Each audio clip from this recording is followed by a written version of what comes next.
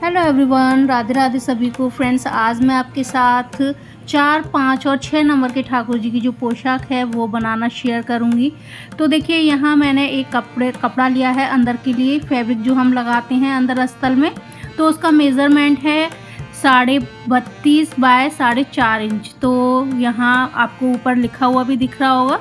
तो इस तरीके से मैंने अंदर के लिए ये वाला फैब्रिक ले लिया है। अब ऊपर के लिए जो फैब्रिक लेना है, जो मेन फैब्रिक है, वो मैंने ये वाला लिया है, क्योंकि सावन का महीना है तो ग्रीन पोशाक बनाना तो बनता है ठाकुर जी के लिए। और अब हरियाली तीज और जन्माष्टमी और रक्षाबंधन पर आप ग्रीन ड्रेस बनाइए ठाकुर जी के लिए अपने हाथों से। तो इस तरीके से सेम इसी साइज़ का हमें जो मेन फैब्रिक है वो लेना है। तो इस तरीके से मैंने थोड़ा एक्स्ट्रा ही लिया है, जो बाद में कट कर दूँगी। अब ये नीचे की जो हमारी नीचे का बॉटम होता है वो हमने कट कर लिया है। अब चोली के लिए मैंने यहाँ 2 स्ट्रिप ली हैं। तो उसका मेज़रमेंट 5.5 बाय 2 से 2 पॉइंट ज़्यादा इसकी चौड़ाई है वो ली है, आपको स्क्रीन पर दिख रहा होगा। तो इसके लिए भी मेन फैब्रिक है वो हम कट कर लेंगे इस तरीके से रख के। तो मैं हमेशा थोड़ा एक्स्ट्रा ही फैब्रिक लेती हूँ, जिससे कि बाद में प्रॉब्लम ना हो। थोड़ा छोटा बड़ा हो तो बाद में हम कट कर सकते हैं, छोटा होता है तो प्रॉब्लम हो जाती है, क्योंकि हमारा जो भी हम बना रहे हैं वो ख़राब हो जाता है। इस तरीके से साइडों में मैंने सिलाई लगा ली है, और सिलाई लगाने के बाद में जो भी एक्स्ट्रा है अब हम बाद में कट कर देंगे, क्योंकि अगर कम होता है तो फिर तो गड़बड़ हो जाएगी, और ज़्यादा होगा तो बाद में हम कट कर सकते हैं। अब इन पट्टियों को हमें इस तरीके से अंदर की साइड करना है और इसे सीधा कर लेना है।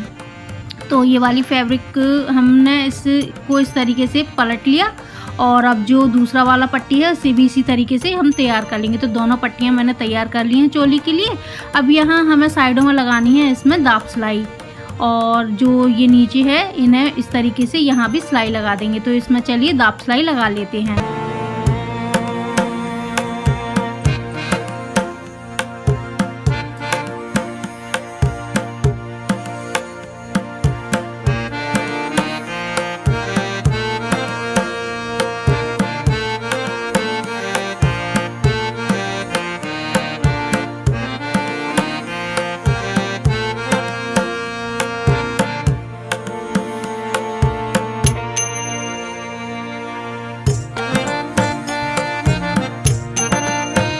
अब इस तरीके से देखिए, हमारी दोनों पट्टियां हैं जो चोली के लिए तैयार हो चुकी हैं। अब एक पट्टी को इस तरीके से लेना है और दूसरे के ऊपर इस तरीके से रख देना है।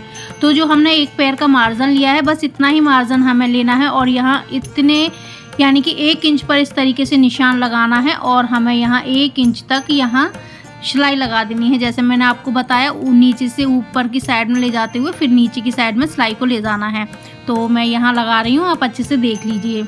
और ये पोशाक बनाना बहुत ही इजी होता है, और इसमें जो प्लेट्स होती हैं सबसे ज़्यादा और हम उसी से घबराते हैं कि प्लेट्स हम कैसे डालेंगे, गड़बड़ हो जाएगी। तो मैं बहुत इजी तरीका बताने वाली हूँ, तो फुल वीडियो देखिएगा। तो ये देखिए, हमने 1 इंच पर इस तरीके से सिलाई लगा ली। अब इसके साइड में हम लगाएंगे लेस, जैसे हम अपने ब्लाउज वगैरह में बाजू पर लेस लगाते हैं, उसी तरीके से हम इसमें भी लेस लगा लेंगे दोनों साइडों में। तो हमारी जो बाजू हैं उनमें हमने इस तरीके से लेस लगा ली। देखिए, अब लेस लगाने के बाद में जो आगे वाली पट्टियों से इस तरीके से उठाना है और पीछे की साइड में इस तरीके से रखना है, और यहाँ हमें केवल आधा इंच पर इस तरीके से निशान लगाना है, और नीचे से सिलाई ले जाते हुए इस तरीके से घुमाते हुए नीचे की साइड में सिलाई को ले जाना है, यानी कि इसे हमें लॉक कर देना है, और केवल आधा इंच का ही मार्जिन आप लीजिए। तो इसी तरीके से इस साइड भी हमें लगाना है, और जो दूसरी वाली साइड है उस साइड भी हमें इसी तरीके से आधा इंच लेते हुए सिलाई लगा देनी है। ये देखिए, हमने सिलाई लगा दी, और हमारी जो एक बाजू है वो बन चुकी है। इसी तरीके से दूसरी साइड को उठाना है और यहाँ आधा इंच लेते हुए सिलाई लगा देनी है। तो यहाँ मैंने सिलाई लगा दी है। तो दोनों बाजू हमारी बन गई हैं, और चोली बनकर हमारी एकदम तैयार है। अब जो नीचे का इसका जो घेरा है वो हमें बनाना है। तो उसके लिए यहाँ से और यहाँ तक हमें लगानी है इसमें 1 पैर का मार्जिन लेते हुए सिलाई। तो ऊपर की साइड हमें सिलाई नहीं लगानी है, और दाब सिलाई अब हम लगाने वाले हैं। तो इस तरीके से मैंने यहाँ सिलाई लगा ली है, और इस तरीके से हम इसे पलट देंगे, और इसके जो कॉर्नर्स हैं वो अच्छे से निकाल लेंगे।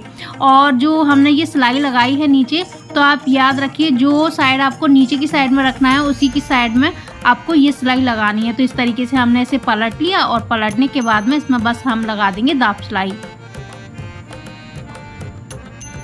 यहाँ से यहाँ तक हमें दाब सिलाई लगा देनी है। तो मैंने यहाँ दाब सिलाई लगा दी है। अब दाब सिलाई लगाने के बाद में इसे इस तरीके से उल्टा करेंगे और यहाँ ऊपर की साइड में ये जो खुला हुआ है यहाँ हम लगा देंगे सिलाई,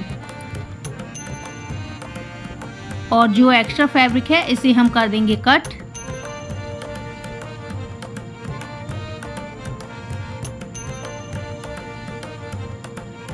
ये हमने कर दिया कट। अब कट करने के बाद में ये एकदम फिनिश हो चुका है। अब यहाँ हमें लेनी है लेस। तो लेस हमें ये जो नीचे वाली साइड है जहाँ हमने दाब सिलाई लगाई है वहीं लगानी है। तो आप बहुत ही अच्छी लेस आती हैं, तो मेरे पास अभी यही थी तो मैं इसी को ही लगा रही हूँ। तो इस तरीके से आप बस ये तीनों साइड में लेस लगा दीजिए और ऊपर की साइड आप छोड़ दीजिए। ऊपर की साइड हमें लेस नहीं लगानी है। तो इस तरीके से मैंने यहाँ लेस है वो लगा ली है। अब हमें डालनी है इसमें चुन्नट। तो चुन्नट डालने के लिए सबसे पहले जो हमने चोली बनाई है इसका जो मेज़रमेंट है वो लेना है हमें।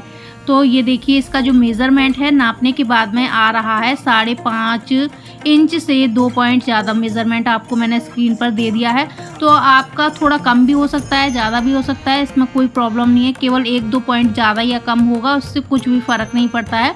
तो अब जो प्लेट्स हम डालेंगे वो इस तरीके से डालेंगे। यहाँ मैंने सुई और धागा लिया है और यहाँ केवल इस तरीके से हमें, जैसे कि हम सिलाई करते हैं ना, तो इस तरीके से बस छोटी छोटी जो चुन्नट हैं वो हमें डालती जाना है। इस तरीके से बस हम यहाँ ये चुन्नट हैं वो डालते जाएंगे। तो इसी तरीके से जो पूरी ये जो हमने नीचे का घेरा तैयार किया है इसमें हमें चुन्नट डालनी है। और लास्ट में मैं यहाँ आ चुकी हूँ। लास्ट में इस तरीके से हमें सुई को निकालना है और इस धागे को खींचना है, और खींचने के बाद में हमने जो चोली का मेज़रमेंट लिया था सेम वही मेज़रमेंट हमें यहाँ लेना है, यानी कि 5.5 से 2 पॉइंट ज़्यादा हमें यहाँ लेना है। तो इस धागे को हम एडजस्ट कर लेंगे, कम ज़्यादा कर लेंगे, और इस तरीके से नापने के बाद में देखिए ये बिल्कुल फिक्स हमें इतना ही लेना है और यहाँ इसे हमें कर देना है अच्छे से पक्का। तो यहाँ मैंने 3-4 बार इस तरीके से करते हुए और यहाँ नॉट लगा दी थी। तो ये हमारा पक्का हो चुका है और ये अब खुलेगा नहीं। अब जो ये चुन्नट है उन्हें हमें अच्छे से इक्वल कर लेना है, यानी कि बराबर कर लेना है। और बराबर करने के बाद में ये देखिए बिल्कुल अच्छे से हमारा जो घेरा है वो बन चुका है। तो प्लेट्स डालने में हमें कोई भी प्रॉब्लम नहीं हुई है और अच्छे से जो हमारी पोशाक है उसका नीचे का जो घेरा है वो बन चुका है।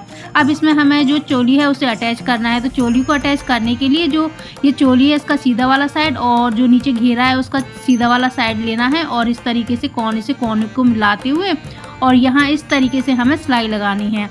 तो हमें जो सारी प्लेट्स हैं उन्हें अच्छे से सेट करते जाना है और इन दोनों को एक के ऊपर एक रखते हुए और अच्छे से इसमें सिलाई लगा देनी है।